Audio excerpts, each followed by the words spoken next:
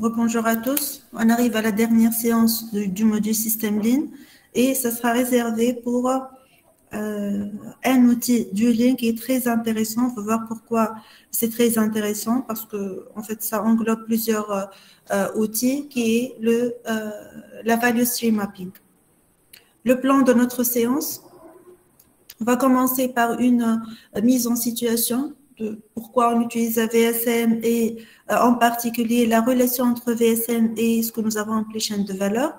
On va répondre à la question qu'est-ce qu'on appelle VSM, pourquoi on l'appelle comme ça, et par la suite un aperçu sur les notions de base dont nous allons utiliser pour le traçage et l'optimisation de la VSM.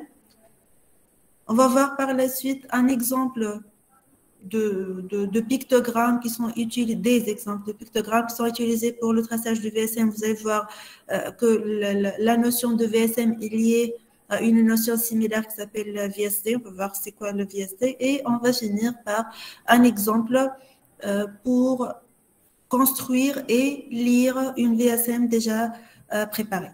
D'accord? Donc, pourquoi nous avons besoin de la notion de Value Stream Mapping? Parce que, tout d'abord, le souci du Lean, le premier objectif du Lean, c'est de rendre les problèmes visibles pour par la suite enlever ces problèmes-là, les supprimer, les muda. Et là, il y a un livre, moi, je ne sais pas si vous pouvez l'avoir, c'est pas téléchargeable gratuitement, mais on peut parfois le trouver dans certains sites. C'est Learning to See. Ça explique, entre autres, la notion de VSM et on va revenir à ça. C'est un livre très, très important qui illustre le principe de rendre visibles les problèmes pour par la suite, le principe du Lean, de rendre visible le problème pour par la suite les résoudre. L'anglais, madame? Oui, les références importantes colombent l'anglais.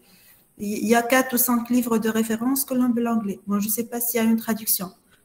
Mais si vous allez lire ce livre, c'est pas très difficile. C'est un anglais scientifique, donc les termes, vous les connaissez déjà. Et puis, c'est pas, mais oui, un livre littéraire pour recommander un niveau élevé d'anglais.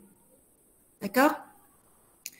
C'est une référence, donc ce qui est à retenir. On va revenir un tout petit peu à l'auteur qui a écrit ça et à l'année d'apparence de ce livre-là, mais les bases de la VSM, de rendre visible, de rendre, d'expliciter les problèmes par écrit, si vous voulez, c'est présenté dans ce livre-là. Et donc, la base du Lean, c'est rendre visible le problème à travers, entre autres, l'outil VSM que nous allons voir aujourd'hui. L'outil VSM, c'est un outil d'amélioration continue. C'est-à-dire, ce n'est pas un outil qui est tracé pour une seule fois et puis on l'oublie. Il doit être mis à jour continuellement parce que vous allez voir que ça donne une image de l'état actuel et une visibilité de l'état futur qu'on cherche à atteindre. Donc, c'est comme tout outil d'amélioration continue, on doit commencer par présenter la situation actuelle, identifier les gaspillages, imaginer ou projeter une situation future de la représentation VSM, proposer un plan d'action, mesurer et ajuster et reprendre le même processus continuellement, en particulier à travers l'outil VSM. Donc, ce qui est à retenir, que c'est un outil d'amélioration continue qui doit continuellement être amélioré et mis à jour. En relation avec la chaîne de valeur, donc on va tracer l'état courant. L'état courant de quoi? La situation actuelle de quoi? De la chaîne de valeur. Qu'est-ce qu'on a appelé chaîne de valeur? C'est l'ensemble de toutes les actions qui peuvent être des actions à valeur ajoutée, des actions à non-valeur ajoutée ou encore des actions à non-valeur ajoutée mais qui sont essentielles telles que par exemple valeur ajoutée non-valeur ajoutée essentielle. Exemple d'activité. La mesure avec la PIA codis lors de production. Le contrôle qualité, dans le cas général, par exemple, mesure avec le biocolis, ça prend du temps et le client n'est pas censé payer cette activité-là. Très bien. Et pourquoi c'est pas une valeur ajoutée? C'est pas considéré comme valeur ajoutée l'opération de mesurer? Le client ne paye pas ce service. Déjà, le client ne paye pas ce service et en plus de ça, il n'y a pas de transformation sur le produit lui-même. Lorsqu'on mesure le produit, il n'y a pas de transformation de ce produit-là. Donc, on a par définition la valeur ajoutée. Il faut qu'il y ait une transformation. Si on parle d'un produit, il faut que le produit passe d'un état à un autre état différent et il faut que le client paye cette transformation-là. D'accord? Donc, il faut faire la différence des actions, des types des actions dans la chaîne de production qu'on appelle chaîne de valeur, c'est-à-dire déterminer l'ensemble des actions à valeur ajoutée, les actions à non-valeur ajoutée essentielles et les actions à non-valeur ajoutée. Et nous avons dit aussi que cette valeur ajoutée ou la non-valeur ajoutée peut être évaluée par des actions ou encore par du temps. Le VSM va nous aider à présenter cette catégorisation des activités dans la chaîne de valeur, ce qu'on appelle la chaîne de valeur. La VSM ou Value Stream Mapping est aussi appelée Material and Information Flow Analysis. Cette nomination MIFA, elle est plus significative de ce que la VSM. Pourquoi? Parce que vous allez voir que la VSM ou Value Stream Mapping, c'est quoi? C'est une présentation du flux matériel, flux informationnel et une analyse de ces flux-là par des indicateurs SMART. C'est ce que propose la méthode ou l'outil de Value Stream Mapping. Donc, on commence par une présentation du flux physique, matériel, flux informationnel, et analyser ces deux flux pour par la suite proposer des améliorations certainement. D'accord? Donc, c'est aussi appelé MIFA et cette nomination, ce nom est plus significatif de ce que propose cet outil-là. VSM aussi, c'est un outil de réduction de gaspillage parce que, tout simplement, suite à l'analyse, on va chercher, on va déterminer la liste de gaspillage, on va quantifier les gaspillages et on va proposer par la suite une élimination, une réduction de ces gaspillages-là pour augmenter la valeur ajoutée. C'est un outil qui utilise une cartographie ou qui est utilisé pour cartographier, pour présenter schématiquement la chaîne de valeur de tout le processus de production. D'accord? Donc, la VSM, elle est utilisée pour présenter la chaîne, pour cartographier la chaîne de valeur sous forme d'un flux physique et un flux informationnel pour par la suite analyser ces deux flux-là. C'est comme une photo sur les flux physiques et le flux matériel. Et on revient vers Learning to See qui est développé, la méthode elle est développée tout d'abord par VSM, par Toyota, pardon, dans les années 80 et a été vulgarisée, si vous voulez, a été explicitée et devient populaire à partir de 1998. Mike Radarbea, il n'a pas que ce livre-là, il a 2 ou 3 livres qui sont des livres de référence. Vous pouvez effectuer une recherche sur cet auteur-là, sur les deux en fait, sur les deux auteurs, surtout Mike Radarbea, qui a proposé des références qui sont toujours utilisées comme des références pour tous les outils Lean qui peuvent être utilisés, en particulier VSM. D'accord? À quoi sert la VSM? C'est surtout Learning to See. To see quoi? To see le Gemba. Il faut être dans l'atelier, si on va cartographier la situation de l'atelier pour tracer la VSM. On ne va pas rester dans un bureau à collecter des informations sur papier ou sur ordinateur. Donc, c'est voir ce qui se trouve dans le Gemba. C'est le principe le plus important de l'utilisation de l'application de l'outil VSM. C'est être sur le champ et vous allez trouver cette notion répétitive dans toutes les étapes d'élaboration et d'amélioration des VSM. Il faut que vous soyez dans le Gemba pour voir ce qui se passe réellement. Pour avoir une vue globale tout d'abord, photographier l'état actuel, déterminer les sources de gaspillage pour par la suite projeter une situation future. Et on va finir par un plan d'action qui va être mis en place. Donc, tracer la VSM actuelle en se basant sur des informations collectées directement du Gemba. Analyser ces informations-là du flux physique et flux informationnel pour détecter les gaspillages. Projeter sur un état futur. On va voir les indicateurs qui doivent être utilisés ou là, qui peuvent être utilisés pour une VSM actuelle, VSM actuelle et les nouvelles valeurs projetées pour le VSM futur ou VSD. Puis proposer un plan d'action pour atteindre cet objectif-là. D'accord? Donc, la VSM, pour conclure, représente une vue globale sur les flux physiques et flux informationnels, permet de visualiser ou identifier les différentes parties de la chaîne de valeur, c'est-à-dire séparer les activités à valeur ajoutée des activités à non-valeur ajoutée pour un but de détecter tout type de gaspillage. Les familles de gaspillage, vous les connaissez tous, sont les 8 gaspillages qu'on peut retenir par le mot. Quel mot me permet de retenir les 8 types de gaspillage? Mot anglais? Teamwood. Teamwood pour le 8 ou Teamwood pour le 7? Pour le skills. Pour skills, très bien. D'accord?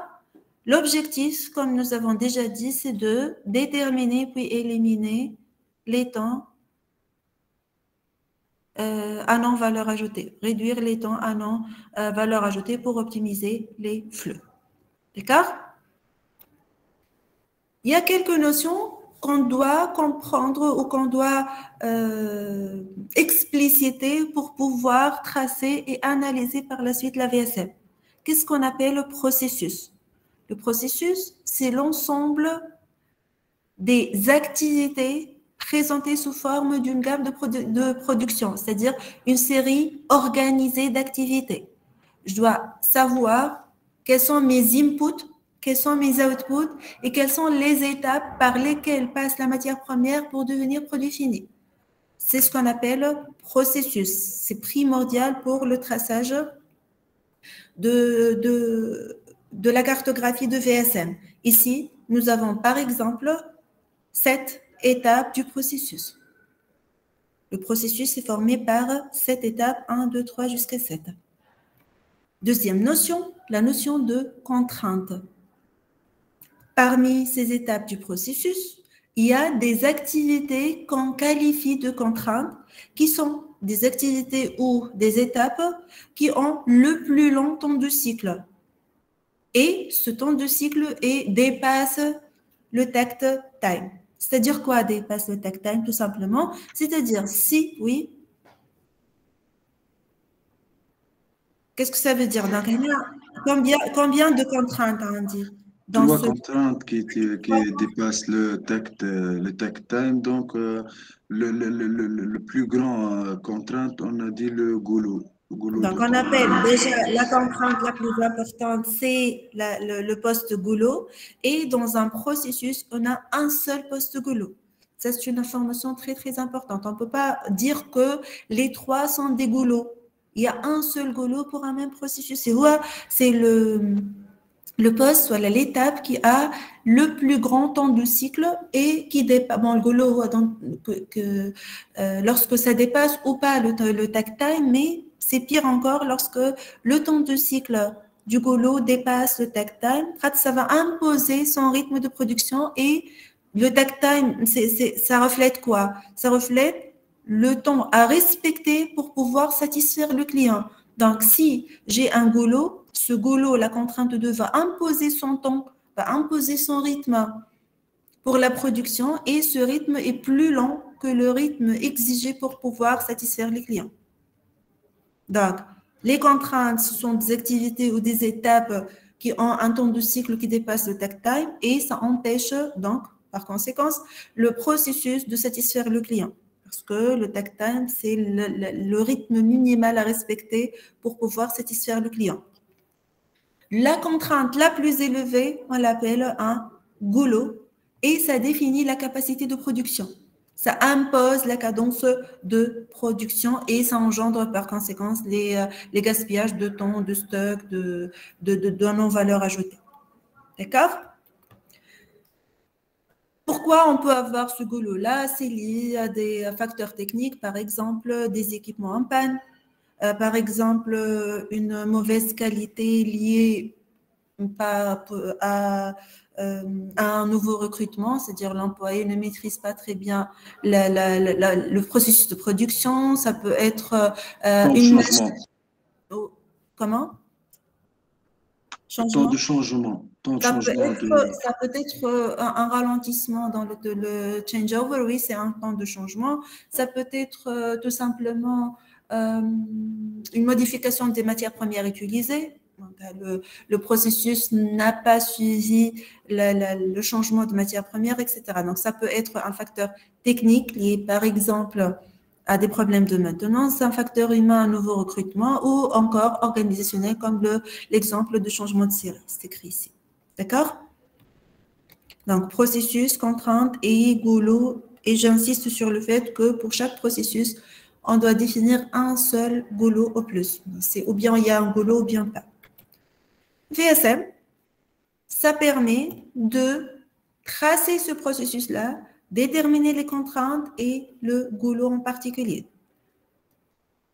Représentation de la chaîne de valeur depuis le fournisseur jusqu'au client, c'est-à-dire depuis l'entrée matière première jusqu'à la livraison au client et on doit définir toutes les étapes du processus.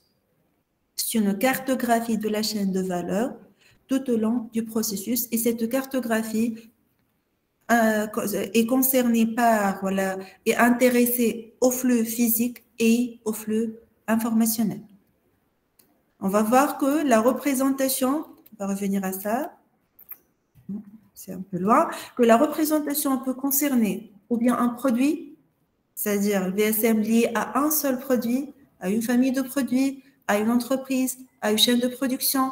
Le fournisseur peut parfois être considéré comme le magasin d'approvisionnement de matières premières et le client, c'est le magasin de stockage produits finis ou encore un fournisseur externe de matières premières et un client externe qui sera livré à la fin de la chaîne. Donc, on doit commencer, on va voir, par définir le périmètre de notre étude et puis commencer par définir qu'est-ce qu'on appelle client pour ce VSM qu'on va présenter et qu'est-ce qu'on appelle fournisseur pour par la suite présenter le flux physique et le flux informationnel. Donc, on va tracer un VSM actuel, on va l'appeler VSM, on va utiliser le bon sens et les outils Lean pour atteindre une situation future qu'on appelle VSD, Value Stream Design. Je n'ai pas mis ça. C'est le VSD. J'ai cité ce terme VSD pour dire Value Stream Design. D'accord? Juste pour ne pas oublier par la suite. Voilà. Et voilà. D'accord? Donc, VSM, c'est la situation de départ. La situation future que je cherche à atteindre, ça sera appelé un VSD. Les pictogrammes qui peuvent être utilisés sont très variés et je vous présente ici quelques exemples des pictogrammes qu'on peut utiliser. Donc, il n'y a pas que ça et vous n'êtes pas obligé d'utiliser ces pictogrammes. Il y a des symboles qui sont presque toujours utilisés. Par exemple, cette flèche-là, le laser, cette flèche-là, c'est un flux poussé. Si on met un triangle, on va revenir à ça, c'est un stock. Un stock tampon ou de sécurité est représenté par cette icône-là. On peut représenter une icône ou un symbole pour imposer la règle FIFO. Pour Kanban aussi, on va revenir à ça, il y a des symboles qui sont spécifiques à l'utilisation des Kanban. le stock, voilà, les Kanban. Vous avez ici quelques icônes qui sont utilisées pour le Kanban. Flux poussé. On a l'échange d'informations, que ce soit électronique ou manuel. On va revenir à ça aussi. Et ça, par exemple, c'est une observation sur le champ, c'est-à-dire in Gemba. On peut présenter des lunettes pour ça, etc. D'accord?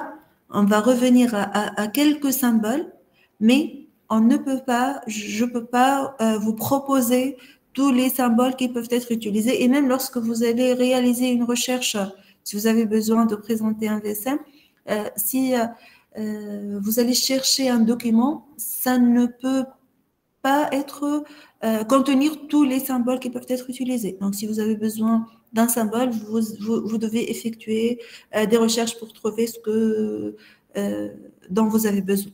D'accord?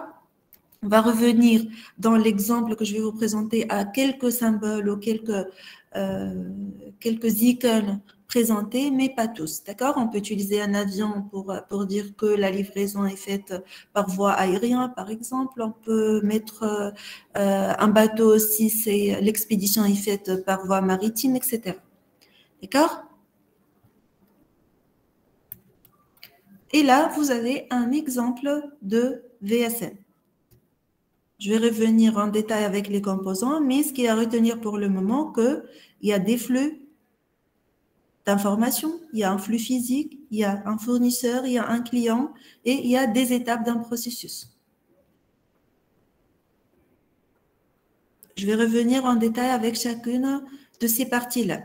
Si vous avez besoin de plus de détails sur cette représentation de VSM en particulier, je vous joins le lien vers le propriétaire de cette VSM-là qui va vous expliquer chaque composant de cette VSM en particulier. Elle est très intéressante, très détaillée. La vidéo est très intéressante aussi.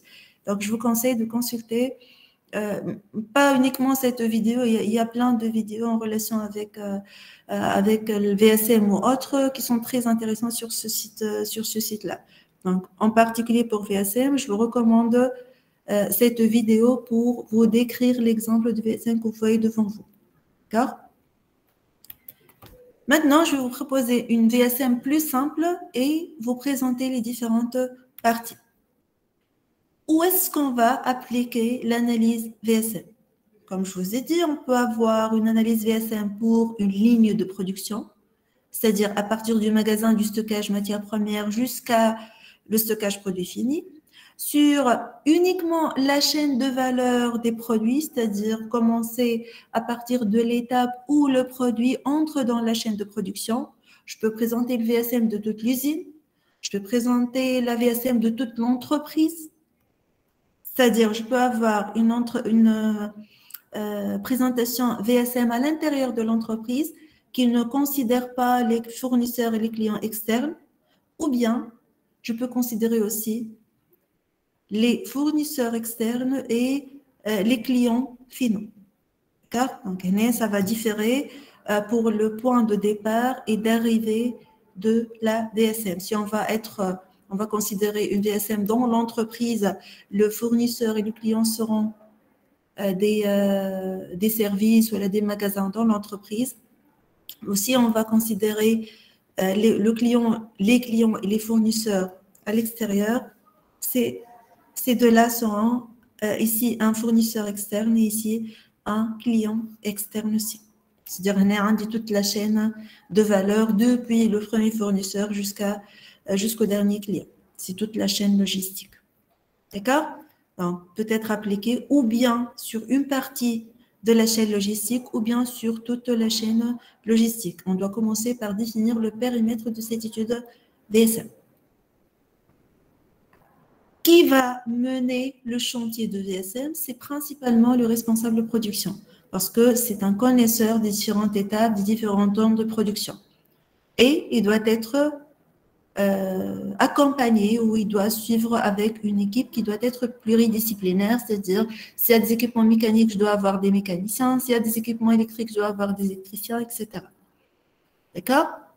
Donc, un responsable avec une équipe qui, de préférence pluridisciplinaire. Si ce n'est pas obligatoire, c'est obligatoirement pluridisciplinaire. Et comment on va tracer cette VSM? On va aller au Gemba. C'est la première étape et le premier principe pour balayer toute la chaîne de production après avoir défini le périmètre de l'étude et collecter des informations réelles du Gemba tracées au crayon. Le VSM, c'est un principe aussi, on va y revenir à la fin aussi pour rappel. Le VSM, elle est tracée à la main, puis elle peut être informatisée ou digitalisée parce que ce sera plus facile de mettre à jour le traçage parce qu'il y a des observations à faire et puis des mises à jour suite à des calculs par exemple. Donc généralement ceux qui vont tracer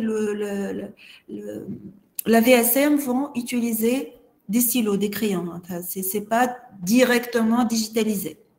On utilise des données du moment, c'est-à-dire actuelles. Comme je vous ai dit, ça donne comme une photo de ce qui existe réellement. C'est-à-dire, je ne vais pas mettre que je peux atteindre un takt time égal à 10 minutes. Non, le takt time actuel est de 8 minutes. Je vais tracer la VSM en se basant sur l'état actuel de takt time égal à 8. Donc, je dois utiliser des données réelles et actuelles au moment du traçage de traçage de la VSM. Et, comme toute autre étude des chantiers, ne pas utiliser des termes tels que souvent, habituellement, très grand, très petit. Il faut quantifier, utiliser des indicateurs SMART. Habituellement, chaque jour, j'utilise chaque jour, voilà, le stock est renouvelé toutes les 2 heures. Mouche est souvent renouvelé. Donc, j'ai un temps de cycle qui n'est pas grand. C'est-à-dire quoi grand? J'ai un temps de cycle d'une journée. D'accord? Donc, on doit quantifier les indicateurs qu'on va utiliser et éviter les termes tels que habituellement petit, grand, souvent plus grand, plus petit. Donc, il faut quantifier, utiliser des indicateurs SMART et ce principe, il est utilisé quel que soit le chantier, en particulier pour le chantier VSM. D'accord? Gemba? Collecter des informations actuelles, réelles, commencer par un traçage au crayon et quantifier par des indicateurs SMART. Ce sont les principes de base du traçage du VSM, bien sûr en plus de l'utilisation des différents symboles liés, voilà, qui formalisent la représentation VSM. D'accord? Comment on va accueillir maintenant ces informations-là? On va les recueillir, on va les récolter, on va collecter ces informations. C'est toujours en effectuant des observations instantanées in Gemba. Donc, être dans l'atelier et collecter des informations réelles. Il faut valider ces informations-là. C'est-à-dire quoi, valider les informations? C'est-à-dire que il faut vérifier que le temps que nous avons mesuré, ce n'est pas une mesure exceptionnelle parce que, par exemple, l'opérateur exécute l'opération pour la première fois. D'accord? On doit vérifier que ce n'est pas un événement exceptionnel d'avoir un taux de qualité inférieur ou supérieur à 10%. Donc, il faut choisir un moment ou une période représentative pour pouvoir tracer le VSM. D'accord? Si ce n'est pas le cas, il faut réviser, ajuster les indicateurs, les mesures et puis les indicateurs. D'accord? Vous êtes là? Oui, madame. Oui, madame. Oui? On avance? Pour construire maintenant la VSM. Les étapes, les grandes étapes sont les suivantes. On va définir les produits sur lesquels on va travailler. Cette étape, elle est très, très importante parce que une représentation VSM est liée ou bien à un seul produit ou bien à une famille de produits. C'est-à-dire, je ne peux pas représenter sur une même VSM deux produits différents. Si les produits ont des processus en commun, on va voir comment définir. On va représenter la VSM et on va dire que cette VSM est relative à une famille de produits. C'est-à-dire, si j'ai deux produits différents, je dois tracer deux VSM différents. Deuxième étape, on doit aller sur terrain et analyser le flux physique. Il faut commencer par le flux physique, puis passer au flux informationnel. Flux physique, c'est principalement les étapes de production si on parle d'un atelier de production. Une fois le flux physique est défini, on passe au flux informationnel et définir en parallèle les indicateurs qu'on va utiliser, tels que par exemple le temps du cycle, les encours et le stock, le nombre d'opérateurs, l'efficacité, l'efficience, si on a besoin d'indicateurs sur la qualité, le taux de qualité, etc. Une fois nous avons collecté les informations du flux physique et flux informationnel, on passe au traçage de ces flux-là. On va voir nous avons déjà commencé à voir qu'il y a des symboles bien particuliers pour le flux physique et pour le flux informationnel. La VSM actuelle est tracée, on passe à la VSD ou VSM future, juste après. Attends, on va projeter quels sont les objectifs des indicateurs que nous avons définis et puis on va proposer un plan d'action pour justement atteindre les indicateurs proposés dans la VSD. D'accord? Là, vous avez des étapes plus détaillées. Là, on a 6 étapes qui sont les 4, 3, 4, 5, 6 et 11, 12. Si on veut détailler davantage les étapes, il y a quelques étapes qui précèdent le début du traçage de VSM et il y a des étapes intermédiaires avant la proposition de l'étape future et l'implémentation du plan d'action. Par exemple, on doit toujours commencer par ce qu'on appelle l'exigence critique du client. C'est-à-dire, par exemple, pour choisir le produit ou la famille de produits, on peut ne pas sélectionner le produit, mais plutôt sélectionner le client le plus exigeant. J'approvisionne 5 clients, un client qui est assez exigeant, ou elle a un client pour lequel je travaille le plus, les grandes surfaces par rapport aux détaillants, par exemple, donc je vais travailler sur les grandes surfaces. D'accord? Et là, on parle de collecte de données macro, c'est-à-dire des données générales et non pas des données spécifiques au flux d'informations et au flux physique. On peut commencer à partir de là. Sinon, s'il n'y a pas d'exigence critique et nous avons déjà nos données macroscopiques, on commence directement par la sélection de la famille sur laquelle on va travailler ou sur le produit sur lequel on va travailler, puis tracer le flux physique, le flux informationnel et par la suite, avant de proposer les situations futures, une fois la VSM actuelle est tracée, on peut commencer par interpréter les temps de cycle. C'est ce qui se passe réellement. On commence par interpréter les temps, dans le cas général, en particulier le lead time, et voir où est-ce qu'on peut arriver avec les améliorations. Par exemple, si j'ai un lead time de 50 jours, je ne peux pas dire que dans 2 mois, je dois atteindre 5 jours, par exemple. Il faut être réaliste. Là, il faut interpréter et prouver qu'on peut atteindre un objectif assez ambitieux. D'accord? Donc, il y a une interprétation qui précède la proposition de la VSD. La VSD, VSM futur ou VSC. Hein?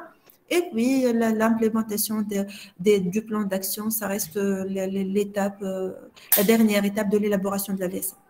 D'accord? Ce qui nous intéresse, ce sont principalement ces étapes-là, qui sont directement liées au traçage ou à la construction de la VSM. Et ce qu'on va, ces étapes-là, ces 6 étapes, c'est ce qu'on va, surtout les 5 premières étapes, ce qu'on va détailler. Alors, comment on choisit une famille? Madame. Oui. Quels sont les, ou bien c'est quoi, ça veut dire quoi les données macro? Les données macroscopiques. D'accord. Ce sont les données d'ordre général. Par exemple, la liste des clients, la liste de tous les produits qui sont fabriqués dans l'atelier, les quantités globaux de chaque produit. Et puis, on peut classer, par exemple, les clients par importance. On définit des critères d'importance, comme le client avec lequel j'ai le volume le plus important d'échanges. Donc, ce sont des données générales qui ne sont pas directement liées à la VSM, qui peuvent orienter mon choix, mais qui ne vont pas affecter directement les données de la VSM. Des données microscopiques par analogie. Si on va appeler les données générales des données macroscopiques, la liste des fournisseurs, les quantités liées à chaque fournisseur, les modes de livraison, par exemple. Est-ce que je vais utiliser un transport terrestre ou à la maritime ou à la ferroviaire, par exemple? D'accord? Ce sont des données générales qui ne sont pas directement liées au traçage de la cartographie VSM. Je vais affiner ces données-là pour des données qu'on peut appeler de microscopiques directement liées au traçage de la VSM. D'accord? D'accord, merci. Comment on peut définir la famille du produit qu'on va utiliser? Là, on peut avoir un client important, entre guillemets, pour lequel je ne dois avoir aucun retard parce que les indemnités sont trop chères. Là, je vais travailler sur les produits, la famille de produits de ce client-là. Si j'ai un produit qui est destiné pour l'export, donc, je vais travailler sur ce produit parce que le marché local, il est relativement tolérant par rapport au marché de l'exportation. Ou bien, tout simplement, si on veut être, entre guillemets, équitable, on va tracer une matrice qui représente ici les produits A, B, C, D jusqu'à G et ici les étapes de production. On va cocher pour chaque produit l'étape de production qui doit être effectuée pour le produit concerné. Et puis, on va appeler une famille de produits les produits qui ont plus que 80% des étapes en commun. D'accord? Donc, par exemple, ABC peut être considéré comme une famille parce qu'ils ont plus que 80% de leurs étapes en commun. Donc, je peux travailler sur la famille 1 formée par ABC, tracée par les articles ABC et tracée une seule cartographie VSM pour cette famille de produits. Par contre, je ne peux pas définir A et E. Bon, A et E relativement. On suppose que nous n'avons pas ces deux croix-là. Je ne peux pas, dans ce cas, appeler A et E une famille parce qu'ils ont uniquement 3 étapes sur 8 en commun. Donc, 3 sur 8, c'est trop loin de 80%. Donc, on appelle famille de produits dans le cas général l'ensemble des produits pour un même processus, pour une même étape de processus qui ont plus que 80% ou plus de leurs étapes en commun.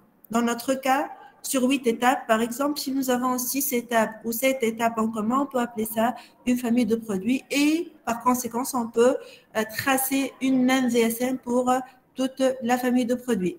S'il n'y a pas d'étape en commun, on doit tracer une VSM par produit ou elle a choisir un produit pour lequel on va tracer VSM. Est-ce que c'est clair la notion de famille? C'est l'une des méthodes comment déterminer une famille. Et c'est toujours Ravel qui a proposé cette matrice-là. Donc, mettre les produits dans les lignes, par exemple, et les étapes dans les colonnes, cocher les étapes, cocher pour chaque produit les étapes à exécuter et définir la famille de produits sur la règle de 80% d'étapes en commun. Cette règle est très utilisée pour définir les familles de produits pour lesquels on va tracer une VSM. D'accord? C'est clair pour la définition de famille de produits.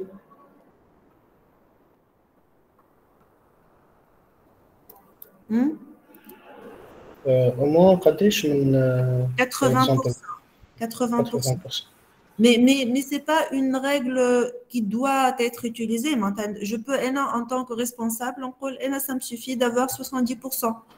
Si j'ai 70% des étapes en commun, je vais appeler ça une famille. Mais ça ne peut pas être, par exemple, 50, parce que sur 10 étapes, 5 étapes en commun, le temps de cycle ou le temps à valeur ajoutée va être je vais avoir un écart très important.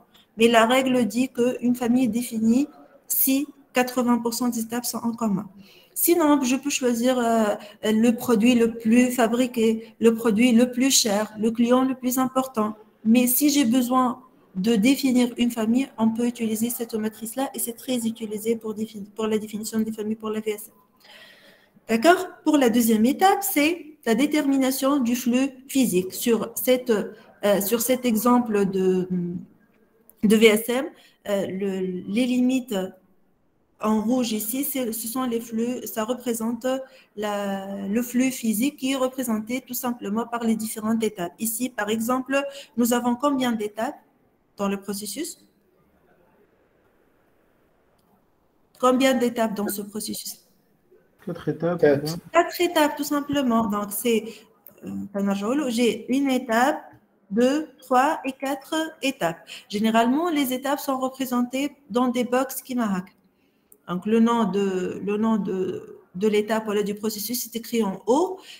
Ici, c'est le nombre d'employés qui interviennent pour cette étape-là. Ici, j'ai 2 employés, un seul employé, 3 employés pour l'étape de painting, etc. D'accord? Donc, je peux ou pas présenter ces employés. D'accord? Donc, pour la partie du flux physique, on va revenir au flux informationnel.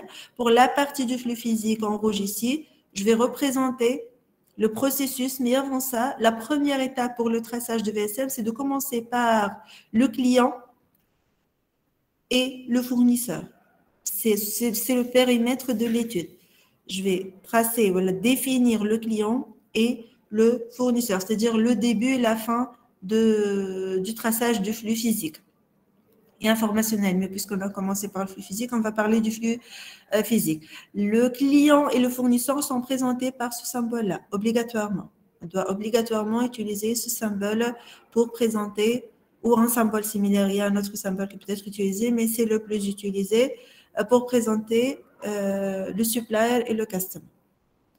Puis, on va représenter les processus. Ici, nous avons 4 processus. On peut éventuellement définir le nombre d'employés ou le nombre d'intervenants pour l'exécution de ce processus-là. Chaque processus, il a des caractéristiques qui le décrivent et on les représente dans un box, dans un tableau au-dessous de ce processus-là. Dans notre cas, par exemple, on dit un temps de cycle, 2 minutes pour le premier processus, a change over time, temps de changement, et un pourcentage de valeur ajoutée de 74%. De même, nous avons pour les autres processus. Si, par exemple, on a besoin, l'objectif de l'étude VSM, c'est entre autres l'amélioration de la qualité, on doit avoir des indicateurs de qualité ici. Si nous avons des objectifs pour amélioration des performances des ressources humaines, on doit avoir des informations sur les ressources humaines, etc. Donc, les informations contenues ici vont dépendre de l'objectif. Les informations les plus couramment utilisées, le temps de cycle, le temps de changement de série, la valeur ajoutée. Mais vous pouvez utiliser n'importe quelle information quantifiée par un indicateur bien défini et le mettre ici, et ça va dépendre de l'objectif de l'étude. Et on fait pareil pour toutes les étapes, pour tous les processus du flux physique. D'accord? C'est d'accord pour le box ici, le nom ou l'étape considérée dans l'ordre, bien sûr. Les informations liées à ce processus-là, et éventuellement, on peut utiliser ce symbole pour présenter le nombre d'intervenants dans une étape.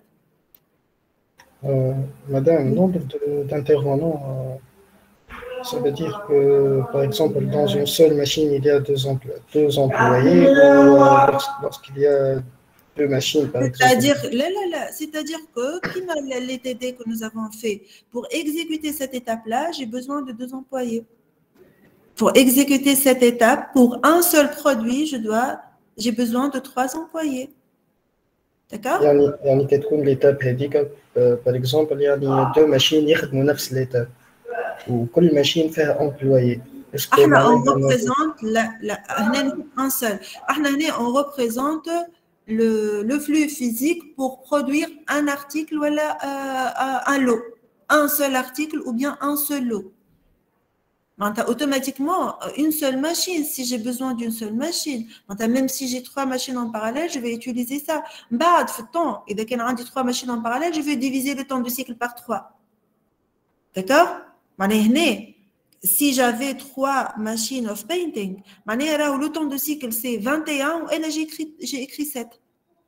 Tu vois? Et pour chaque machine, j'ai besoin de 3 employés. D'accord? Donc le processus est présenté chaque étape par un seul équipement, bien sûr, même si j'ai 2 équipements parallèles, et le nombre d'employés, c'est le nombre d'employés par étape, par produit ou par lot, par article choisi pour tracer la VSM. D'accord?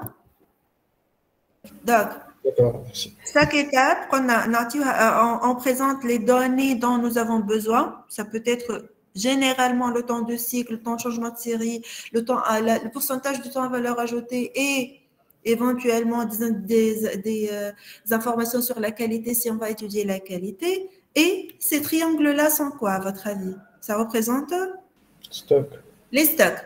Par exemple, ce triangle-là peut représenter un stock, un encours à la sortie de la première étape, un encours avant le démarrage de la deuxième étape et un encours au milieu. Généralement, on regroupe tous les encours entre les postes par un triangle. Si vous voyez un triangle, c'est que vous avez un stock. Ici, nous avons un stock intermédiaire d'encours entre chaque 2 postes et on peut ajouter des informations sur la durée du stockage. Ici, par exemple, au début de la chaîne de production, j'ai un stockage de 5 jours et à la fin, pour le produit fini, j'ai un stockage de 30 jours. On peut indiquer ou pas la durée de stockage. Mais utiliser un triangle, ça représente un stock. Voilà. Pour présenter un stock, vous utilisez ce triangle-là, éventuellement ajouter la durée si vous avez besoin de cette information, ou si vous avez déjà cette information-là. Et on est toujours dans la présentation du flux physique. Ces flèches-là, ça représente quoi? À votre avis? Ils peuvent représenter quoi? Le flux physique. Le flux physique. Ce que j'étais en train de décrire, c'est le flux physique. Mais plutôt, c'est la nature du flux. C'est un flux poussé dans notre cas. D'accord? Si c'était un flux tiré, il y a un autre symbole à utiliser. Donc ici, si vous trouvez une flèche comme ça, c'est que la production dans cette ligne de production est poussée. D'accord? C'est la nature de la production en flux poussé. Il y a un symbole pour le flux tendu, par exemple. Il y a un symbole pour le flux tiré. Vous pouvez les voir dans les pictogrammes que je vais partager sur Internet. Et pour finir avec le flux physique, nous avons ici l'approvisionnement matière première et la livraison produit fini. Ici, il y a des camions parce que l'approvisionnement et la livraison se font par voie terrestre. On peut, par exemple, mettre un avion si le transport est aérien. On peut mettre un bateau si le transport est maritime. Et le sens de la flèche, ici, c'est l'expédition, shipping, et ici, c'est l'approvisionnement, bien sûr. D'accord? Ce sont les informations, le minimum d'informations qui doit être représenté par une cartographie VSM. Il y a d'autres symboles qu'on peut utiliser, il y a d'autres informations qu'on peut mettre, mais les grandes lignes sont représentées par les process, nombre d'employés, les informations de chaque processus, le stock et l'approvisionnement et la livraison, respectivement, des matières premières et des produits finis. Bien sûr, on commence par le client et le fournisseur. D'accord? On passe? On passe. On a fini avec le flux physique et on arrive au flux informationnel. C'est la partie supérieure ici. Et là, vous pouvez remarquer 2 types de flèches. Une flèche cassée, ça représente un échange d'informations informatisées. Si vous avez cette forme de flèche, c'est que l'échange d'informations entre la production et le client, entre la production et le fournisseur se fait par des emails, l'essentiel par un ERP, l'essentiel à travers un échange d'informations informatisées. Ici, par exemple, avec market forecast, c'est dire quoi forecast? Forecast en français, c'est quoi? Forecasting. C'est la fonction Prévision. C'est quoi la prévision? Qui peut me rappeler? C'est l'estimation de la demande de client. Vous allez avoir un module de prévision dans le semestre 2, dans la 3e période, juste après les examens du 1er semestre. Donc, c'est la prévision liée au marché, market forecast, et ici, un PDP, un plan de production. Vous allez voir ça aussi dans le module prévision et planification. C'est le planning de production, c'est la communication entre les fournisseurs, les ordres d'approvisionnement et la production avec l'ordre d'achat. Ce qui est à retenir pour le VSM, c'est que cette forme de flèche, ça présente un échange d'informations informatisé, alors qu'une flèche droite, ça représente un échange d'informations classique, c'est-à-dire qui n'est pas informatisé par téléphone, voilà, en direct sur papier. Je peux avoir un échange journalier, hebdomadaire, mensuel, annuel, mais on peut avoir toute périodicité d'échange d'informations entre la production et les différentes étapes du processus, entre la production et la livraison, entre la production et aussi l'approvisionnement et la livraison au client. C'est la communication entre le contrôle de la production, le responsable de production et les différents processus, soit là avec le client et les fournisseurs. C'est clair pour le flux informationnel? Je ne sais pas ce que c'est clair pour le flux informationnel. Et on va passer à la partie analyse qui est représentée par cette dernière partie de la VSM. Analyse de quoi? Principalement de 2 indicateurs. Du lead time, généralement présenté en haut, et l'unité est généralement les jours, parfois les heures, ça dépend de la VSM, de ce qu'on va présenter dans la VSM, et en bas, on doit présenter le temps à valeur ajoutée. D'accord? Donc, en haut, le lead time, en bas, le temps à valeur ajoutée. La différence entre lead time et valeur ajoutée, c'est quoi? Ce sont les gaspillages. Généralement, on calcule juste après le traçage de la VSM, l'étape d'analyse. La première chose à faire, c'est de calculer le pourcentage de valeur ajoutée, c'est-à-dire diviser le temps calculé de valeur ajoutée par le lead time calculé. Est-ce que vous avez une idée sur la valeur approximative de temps à valeur ajoutée? Approximativement, on va trouver combien de pourcents? Oui? Non. Non. Est-ce que vous pouvez proposer une valeur? Logiquement, ça doit être autour de combien? 60, plus que 60%. C'est très ambitieux. Donc, généralement, on trouve entre 1 et 2% de temps à valeur ajoutée. Allez, le lead time, ça considère même le temps d'attente, d'approvisionnement. Généralement, le lead time qui intéresse le client en général, c'est la période qui sépare le lancement de la demande, c'est-à-dire l'expression du besoin du client, et la réception de sa commande. C'est-à-dire, ça se mesure en des journées entières. Et dans le lead time, comme vous le savez, on comptabilise aussi le temps de fermeture. Donc, ce sont des journées, alors que le temps à valeur ajoutée, ça se calcule en secondes ou au meilleur des situations en minutes. Donc, généralement, on trouve 1 à 2% de pourcentage de valeur ajoutée. D'accord? Donc, si vous calculez votre valeur ajoutée, vous trouvez que c'est égal à 0,9, ce n'est pas catastrophique, c'est logique. Votre objectif sera de la doubler, par exemple. Si vous arrivez à 1,8, ce sera extraordinaire.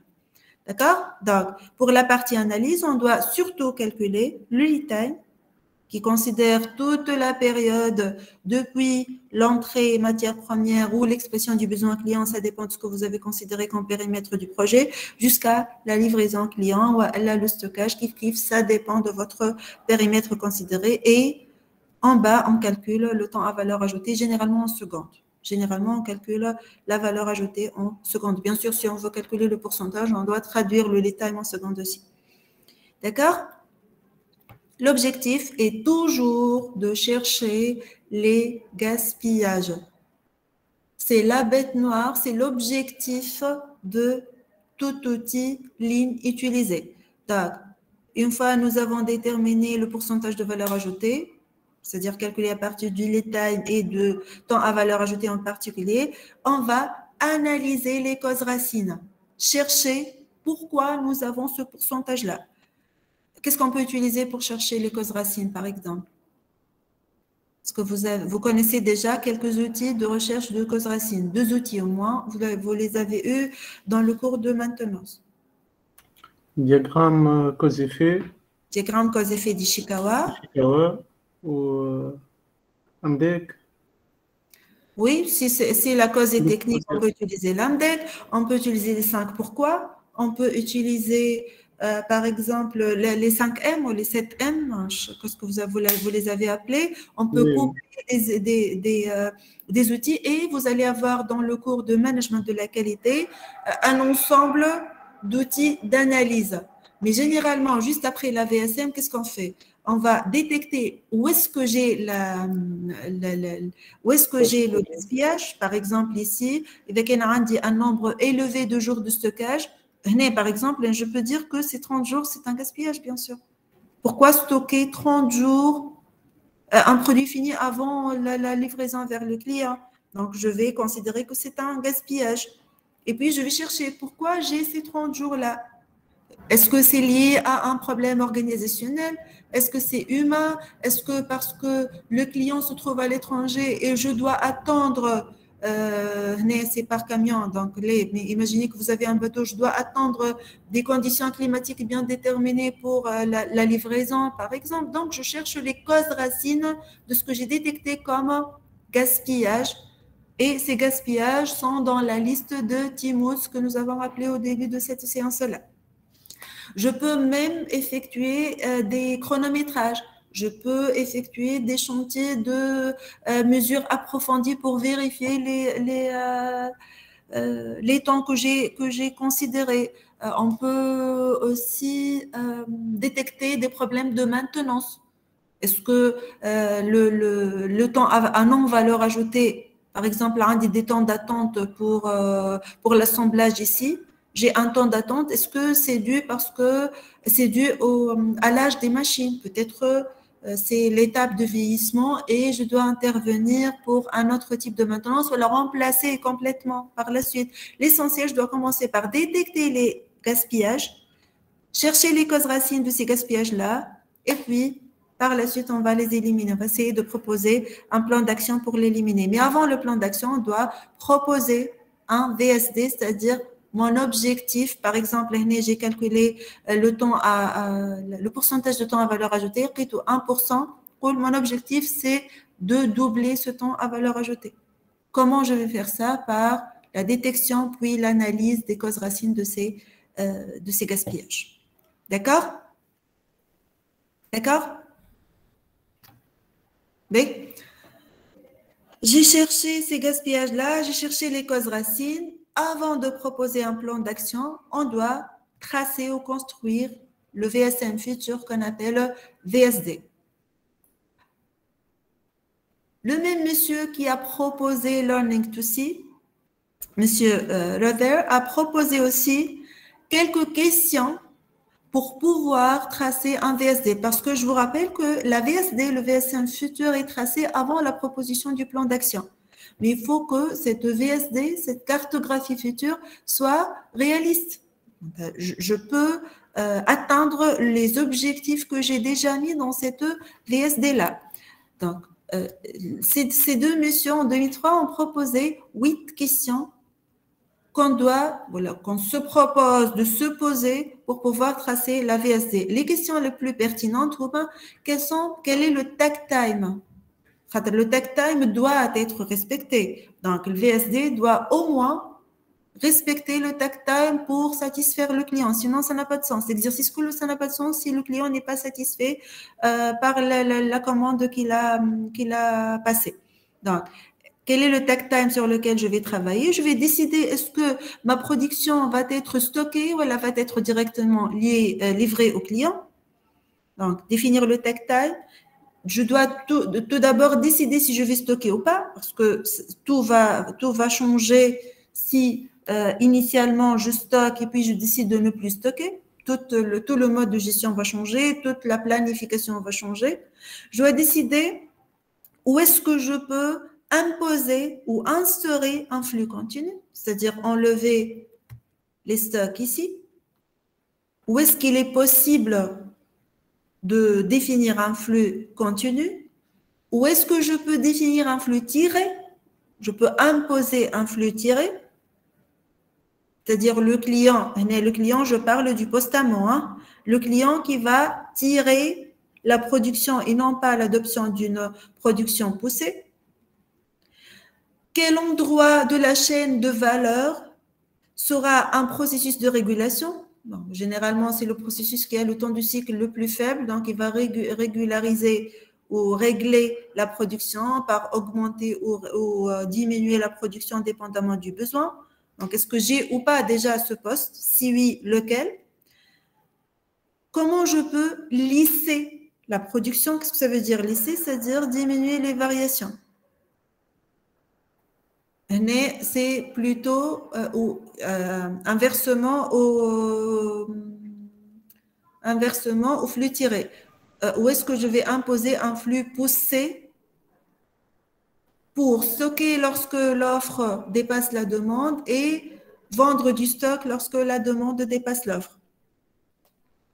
C'est les Junka, madame, non? Oui, c'est le Agenka pour le lissage. Très bien, c'est le Agenka. Chaque proposition, chaque question, il y a un outil qu'on va utiliser. Ici, le tactile, ici, le flux tiré, avec les notions liées. Et le Agenka pour le lissage. Très bien, c'est une bonne remarque. Là, donc, on a fini avec le lissage. La 7e question, où est-ce qu'on va effectuer des prélèvements? Je parlais de des prélèvements si nous avons, par exemple, des contrôles qualité. Où est-ce que je vais effectuer des prélèvements? Ouais, là, s'il y a un produit semi-fini qui est produit dans cette chaîne de production qui peut être utilisé dans une autre chaîne de production, je dois localiser cette tranche, voilà, ce processus où je vais effectuer des prélèvements. Et finalement, une question très, très logique, quelles sont les améliorations qui peuvent être apportées au processus pour atteindre ces objectifs-là liés à ces 8 questions. Maintenant, pour le traçage de VSD, je ne suis pas obligée de répondre à ces 8 questions. Je peux répondre à 2 si je suis intéressée. Je peux répondre à 3. Je peux ne pas considérer que le tactile. Mais si nous avons besoin de tracer un VSM futur ou un VSD dans les normes et un VSD réaliste qui sera forcément réalisé suite à un plan d'action proposé, on doit essayer de répondre à toutes ces questions-là. Je peux dire, par exemple, que je n'ai pas de flux tiré sur mon processus de production, mais l'information, je l'ai. Je sais que je dois adopter un flux poussé pour toutes les étapes, mais j'ai au moins répondu à la question. Ça va avoir une influence sur la conception de la VSM future, c'est-à-dire est-ce que je vais ou pas, par exemple, proposer une duplication de postes ou l'axe, éliminer un poste, s'il y a un poste regroupé, éliminer. Par exemple, ici, je vais dire, pour l'amélioration pour le lissage ou pour le flux tiré, c'est le regroupement de ces 2 étapes-là. Donc, comme si j'avais un processus à 4 étapes et j'ai transformé ce processus en 2 étapes. Si je réponds correctement à ces questions-là, je vais voir si c'est possible ou pas de faire ça. Et la question clé, c'est la question sur le tactile. D'accord? Donc, j'ai tracé la VSM, j'ai analysé cette VSM-là par les indicateurs principalement de pourcentage de temps à valeur ajoutée, j'ai cherché les gaspillages et les causes racines des gaspillages. Nous avons tracé la VSD, maintenant on peut proposer le plan d'action. D'accord? Pourquoi j'ai mis ça? Voilà. Il y a des symboles qui sont utilisés uniquement pour la VSD. ne sont pas utilisés pour la VSM et ce sont les symboles qui sont dans des cercles ici. Ce sont des symboles qui ne sont pas généralement utilisés. Généralement, je peux avoir un FIFO dans le VSM actuel, mais généralement, lorsqu'on trace la VSD, on utilise, on impose le Kaizen quelque part. Par exemple, je peux ici ajouter symbole de Kaizen pour dire que je dois effectuer des améliorations continues. Je peux utiliser, ce sont des données liées au Kanban. Et tout à l'heure, je n'ai pas précisé, lorsque je vous ai présenté le pictogramme pour la première fois, il y a des symboles spécifiques, bien sûr, pour le flux physique, le flux de matière, et il y a des symboles spécifiques pour le flux informationnel. Hein. Il y a une différence entre les différents flux utilisés. Le box, où est-ce qu'on utilise ce box-là? Ce type de box, où est-ce qu'on l'utilise? Au-dessus du processus pour décrire ce processus-là par les indicateurs dont j'ai besoin pour l'amélioration. Ce symbole. Les plus utilisés. Hein. Non, c'est plutôt l'observation in Gemba. Il faut se trouver sur le Gemba. Ce symbole-là, Karati Touchouai. L'opérateur. Lorsqu'on met ce symbole-là, c'est qu'il y a un opérateur. S'il n'y a pas ce symbole, c'est un poste automatique. D'accord? Le flux informatisé, le flux sur papier ou verbal. Si j'ai un MRP, je n'ai un MRP qui peut me rappeler. C'est quoi l'MRP? C'est une méthode de gestion de la production, ok, mais c'est quoi MRP? Manufacturing Resource Planning, on a déjà discuté ça. C'est Manufacturing Resource Planning, c'est une méthode de planification des approvisionnements et de la production. C'est l'étape qui suit ce que nous avons appelé prévision ou forecasting. D'accord? On va voir ça aussi. Et les clients et les fournisseurs sont représentés par ce symbole-là. D'accord? C'est clair? Oui. Les icons, les icônes qui sont utilisées pour le VSD. Les موجودين هون dans un cercle, تلقاوهم لهنا. D'accord? Quelques conseils, si vous voulez, pour bien mener une analyse VSM ou une représentation de la cartographie VSM sont les suivants. Naoudou, c'est toujours être sur terrain. Et c'est le symbole d'être sur terrain. C'est très intéressant. Généralement, on doit utiliser ce symbole-là, cette icône, pour n'importe quel VSM. Donc, on doit aller au Gemba. Et ça se répète tout le temps. On ne peut pas collecter les données à partir d'un ordinateur ou à partir des papiers ou des observations ou des coups de téléphone. On doit être réaliste et collecter les informations réelles. Une VSM doit commencer par le client, c'est-à-dire la première chose qu'on définit pour un VSM, pour une VSM, c'est le client puis le fournisseur, les deux extrémités de la chaîne de valeur. Il faut utiliser des temps calculés qui reflètent la situation actuelle et non pas des valeurs théoriques. Ce qu'on va mettre dans les box ici sont les valeurs réelles et non pas des valeurs théoriques qui doivent exister ou qu'on cherche à atteindre. On doit impliquer tout le monde dans l'élaboration et l'analyse, l'amélioration du VSM.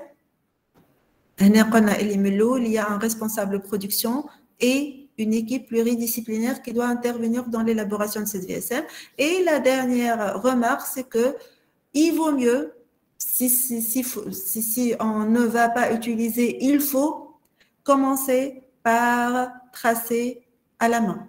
Il faut commencer par tracer la VSM à la main et puis passer à l'informatisation de la VSM. Vous pouvez trouver sur Internet pas mal de documents. Je vous montre un exemple. Pas mal de fichiers Excel pour le traçage de la VSM. Juste Une seconde, je cherche un exemple.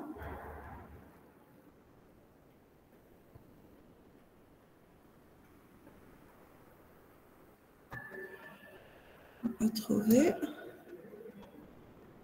Et ça. Template.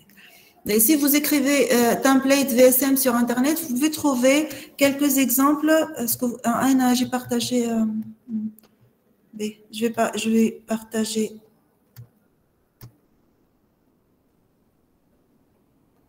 tout le PC. Voilà. Voilà. Donc,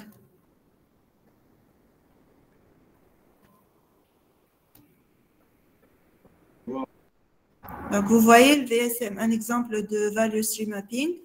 Donc, vous pouvez télécharger, quand vous Value Stream Mapping template Excel, vous pouvez avoir ce template-là et puis vous allez utiliser les icônes que vous voulez pour tracer pour représenter votre VSM. Et ici, vous avez un exemple que vous pouvez utiliser pour analyser le déroulement des différentes étapes. D'accord? Il y a un autre exemple. Je pense que j'ai un autre exemple. Voilà un autre exemple qui peut être utilisé pour tracer la VSM. Ce sont des exemples qui existent gratuitement sur Internet. Hein. Je les ai téléchargés gratuitement. D'accord? Donc, les informations que vous allez utiliser pour chaque processus, par exemple, et là, vous avez le VSD. Il y a des logiciels gratuits aussi, par exemple Hydro, si vous avez besoin de tracer une VSM, si vous voulez utiliser un logiciel, juste vous installer. Hydro aussi, c'est gratuit. Hein. Hydro, vous pouvez le télécharger gratuitement sur Internet. Hydromax en particulier.